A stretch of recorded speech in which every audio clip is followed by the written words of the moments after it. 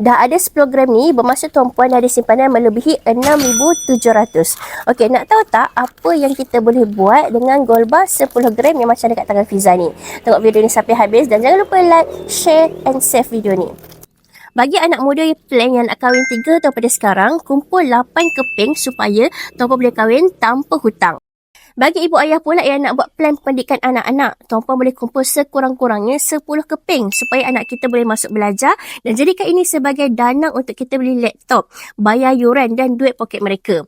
Yang nak beli rumah pula, kumpul sekurang-kurangnya 11 keping supaya kita boleh jadikan dia deposit rumah yang bernilai lebih kurang dalam RM600,000. Dan akhir sekali, jika tuan-puan plan untuk bersara, kumpul 15 keping 10 gram ni supaya tuan-puan boleh tampung kos sara hidup keperluan untuk satu keluarga.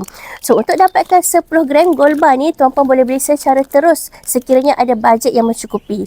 Ataupun tuan-puan boleh menabung sikit demi sikit dekat akaun emas public gold yang membolehkan kita menabung emas RM100 sahaja. Dan dah cukup gerak emas nanti, tuan-puan bolehlah keluarkan emas fizikal macam dekat tangan Fiza ni.